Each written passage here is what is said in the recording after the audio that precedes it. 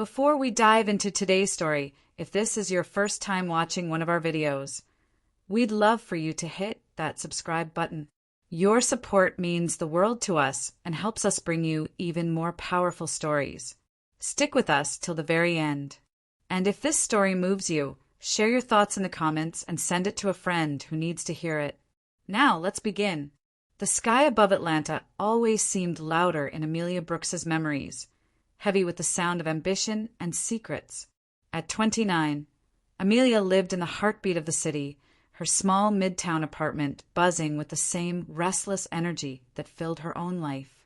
She was a marketing coordinator, forever chasing campaigns, fighting deadlines, and stretching herself thin for the next big win.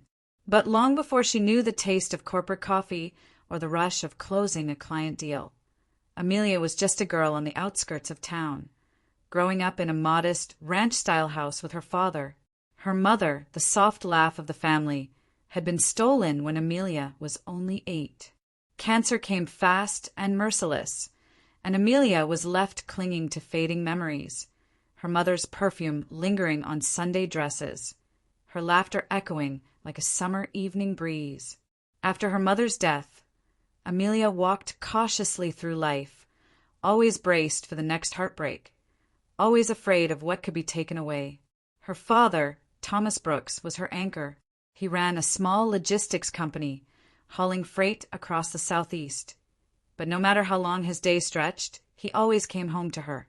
He became everything: her comforter, her teacher, her protector. Late nights making pancakes for dinner, early mornings tying her shoelaces before school. Thomas carried both roles with quiet strength, even when Amelia could see the worry carved into his brow. She swore to herself she would make him proud, no matter what it took. Through high school, Amelia kept her head down, different from the girls who daydreamed about prom and whispered about boys in the cafeteria. Love seemed like a risk, one she didn't have the luxury to gamble on. She busied herself with books and her part-time job at the corner coffee shop, where regulars came in with stories of their own lives, and Amelia listened with patient curiosity. She told herself she didn't need anyone, that one day she would climb the career ladder, buy her own house, maybe get a dog. That was enough, or at least it had to be. But life is cunning, always slipping in the unexpected, and Amelia's unexpected came one muggy Atlanta evening. A coworker dragged her to a networking mixer at a downtown bar, the kind of event Amelia loathed. Forced smiles, business cards passed like candy, people hungry to be seen. She had almost convinced herself to leave when she noticed a man across the room. He wasn't the loudest voice or the flashiest dresser, but something in his quiet confidence caught her attention. His name was Lucas Harrington, a software developer with an easy smile that disarmed more than it boasted. Lucas didn't approach her with practice lines or arrogant charm. He simply asked her about her work, what she loved about marketing, and what corners of Atlanta felt like home.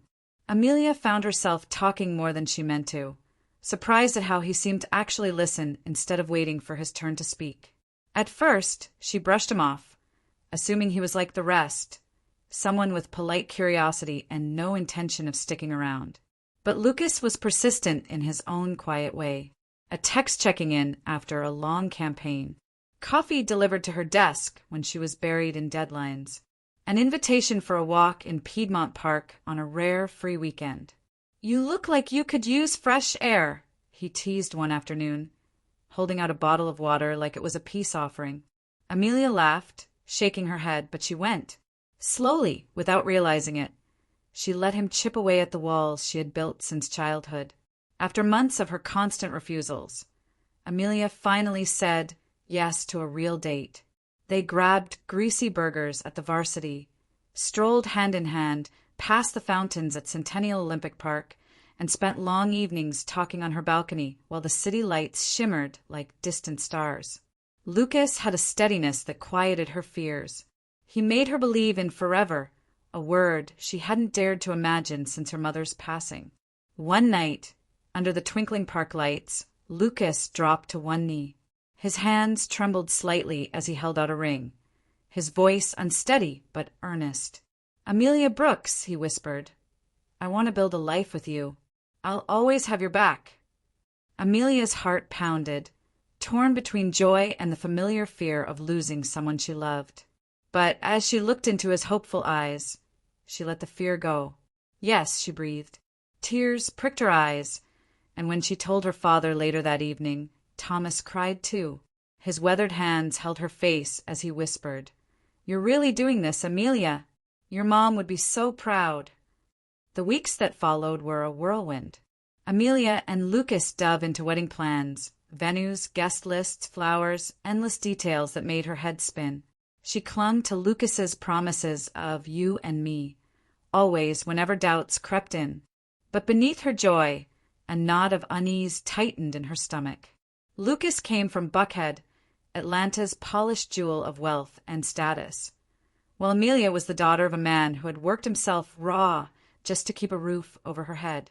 Lucas's parents, Vivian and Richard Harrington, were everything she feared: old money, sharp tongues, and an obsession with appearances. She had yet to meet them, excuses of scheduling conflicts always delaying the encounter. But the day was coming, and Amelia felt like she was walking into a lion's den. One evening, as she tried on her gown in front of the mirror, Thomas adjusted the veil gently and said, "Don't let them shake you, kid. You've got your mother's fire, and I'll be right here." His words comforted her, but Amelia couldn't ignore the whisper in her gut. This family wasn't going to welcome her with open arms. The first meeting with the Harringtons came a few weeks before the wedding. Amelia's nerves twisted as Lucas's car wound through the manicured streets of Buckhead, past gates and sprawling lawns that felt like another world entirely. The Harrington estate loomed ahead, a house straight out of a glossy magazine, white columns, polished wood, an intimidating perfection that screamed money. Amelia smoothed her dress, clutching the bottle of wine she'd picked as a gift. Lucas squeezed her hand. "They're going to love you," he promised with that easy grin.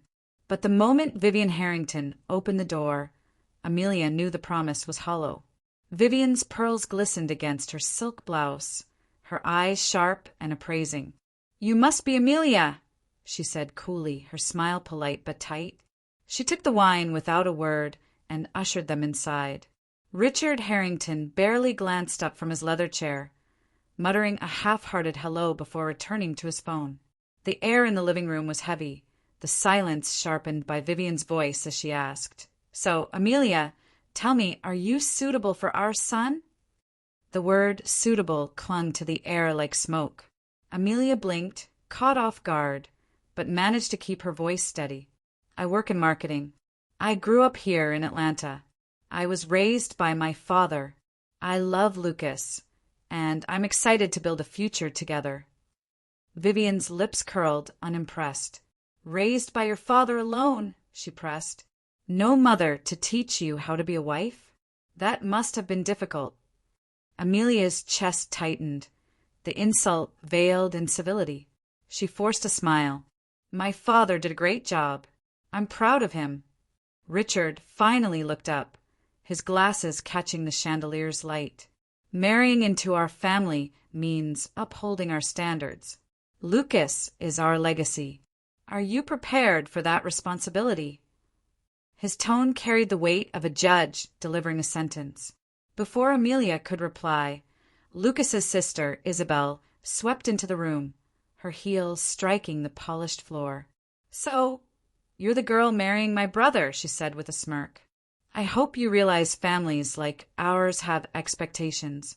Coming from a single-parent home, you might not understand stability." The room pulsed with disdain. Amelia sat still, her heart pounding, waiting for Lucas to defend her.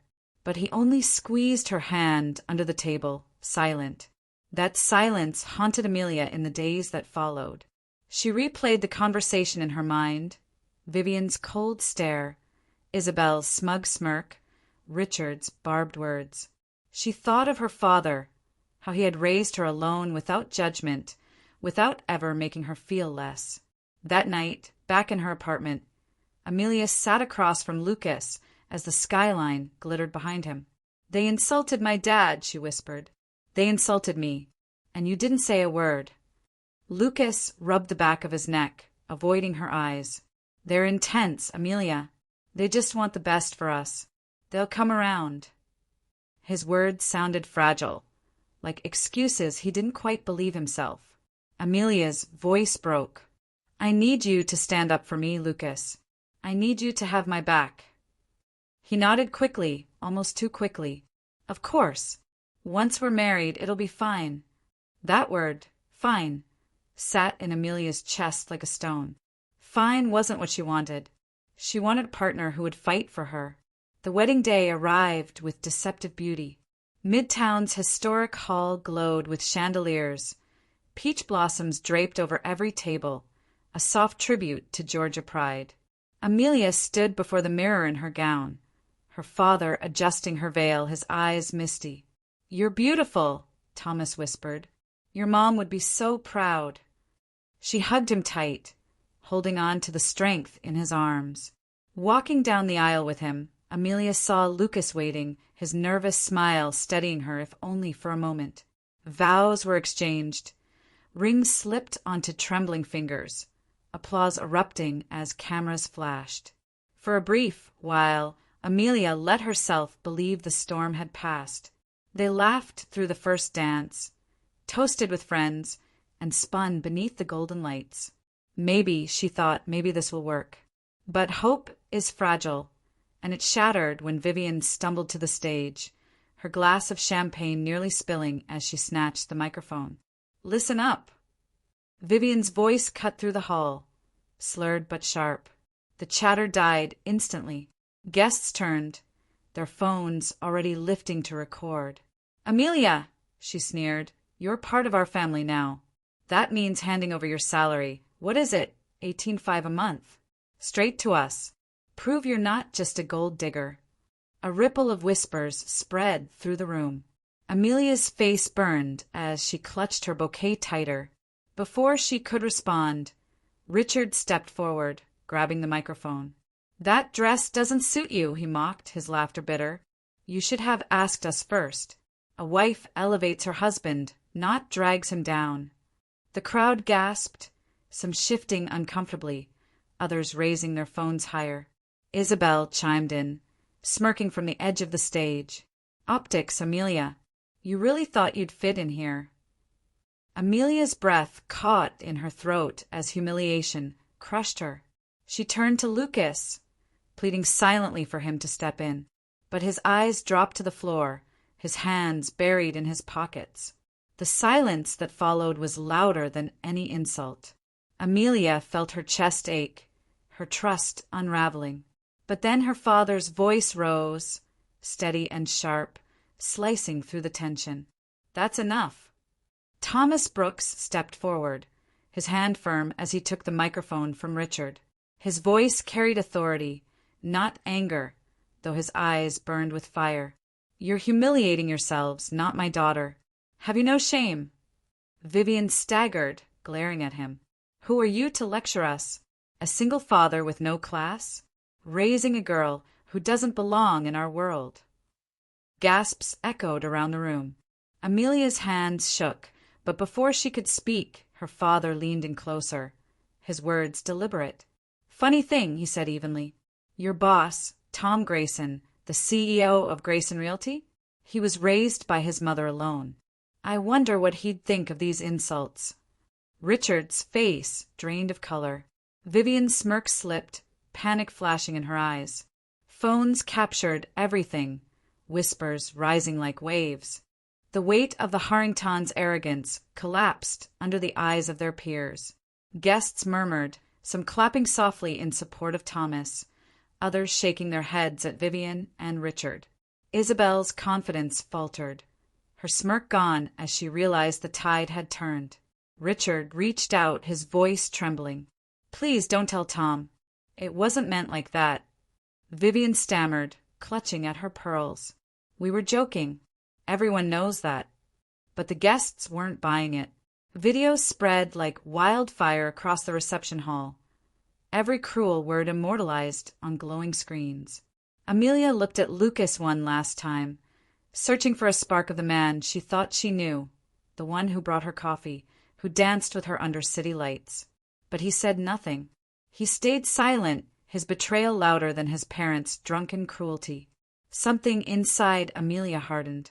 She took the microphone from her father, her voice trembling but resolute.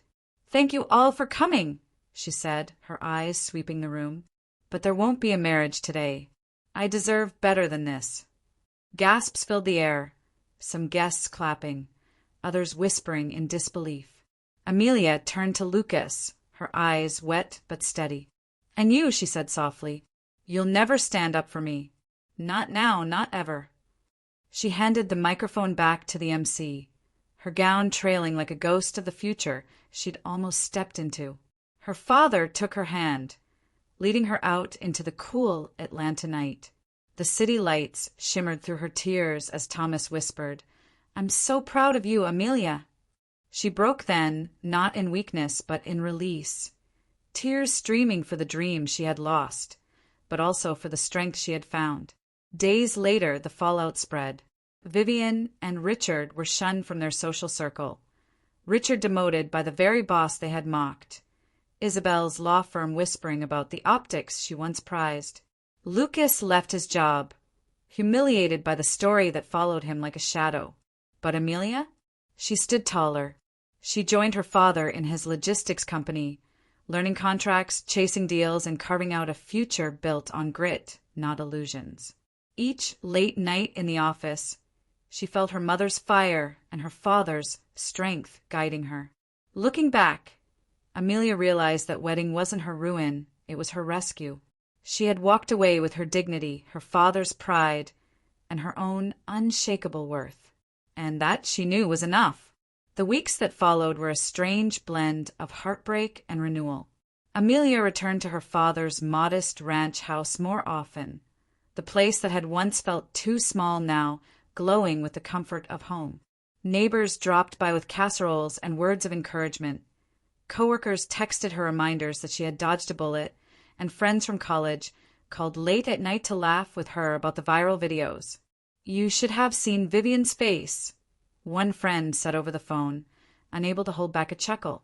Amelia laughed too, the sound surprising her, lighter than she had expected, so soon after walking away from a marriage. But the truth was, she didn't feel broken. She felt released.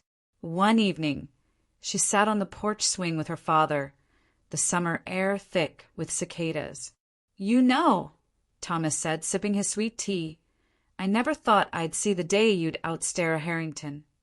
Amelia smiled faintly, leaning her head on his shoulder. "I didn't feel brave, Dad. I just felt done." Thomas placed a weathered hand over hers. "Bravery isn't about feeling fearless. It's about standing when everything in you wants to run. You did that, and your mother would be smiling right now." With each passing day, Amelia grew more involved in her father's logistics business. At first, it was small things, helping organize client accounts, polishing presentations, making the office look less like an old garage and more like a company headquarters. But soon, she found herself negotiating contracts, winning deals, and discovering she had a talent for leadership that surprised even her. One afternoon, after landing a particularly tough freight account, she burst into Thomas's office with a grin. "Guess who just signed with Brooks Logistics?" she teased, tossing the paperwork onto his desk. Thomas scanned the pages, his eyes widening. "You did this." Amelia laughed. "Team effort. But yeah, I pushed it through." Thomas leaned back in his chair, pride softening his features. "Amelia, you're not just helping me. You're building something for yourself. This business, it could be yours one day." For the first time in years, Amelia didn't feel like she was trying to fit into someone else's world. She was shaping her own. That night, she sat at her childhood desk, pen in hand, writing in a fresh journal. At the top of the page, she wrote, "I will never apologize for where I come from. It made me who I am." Months later, Amelia found herself back in Midtown, but this time not as a bride running from humiliation. She walked into a client meeting wearing a tailored blazer, her head held high, every step grounded in a confidence she had earned. Her phone buzzed with messages from friends, still sharing clips of the wedding fallout. But she no longer flinched. Instead, she smiled. Those clips weren't her shame. They were her story of freedom. That evening, she returned home to find her father grilling in the backyard, the smell of charcoal and barbecue drifting into the air. She set down her briefcase and joined him, the golden sunset painting the sky. "How was work, boss?" Thomas teased, flipping a burger. Amelia laughed, shaking her head. "Busy, but good, really good." They sat together under the fading light, clinking their glasses of sweet tea. "Dad," Amelia said softly, "for the first time in my life, I feel like I'm not waiting for the next loss. I'm building something real." Thomas's eyes glistened as he nodded. "You are, Amelia, and I couldn't be prouder." She leaned against him, feeling the warmth of home, the strength of legacy. The wedding disaster that once threatened to crush her had become the fire that forged her. She had walked away not weaker, but stronger, undaunted, unbroken, and unashamed. And for the first time, Amelia Brooks looked at the future not with fear, but with fierce, unshakable hope. Like and subscribe to my channel for more contents like this, and let us know where you are watching from under the comment section.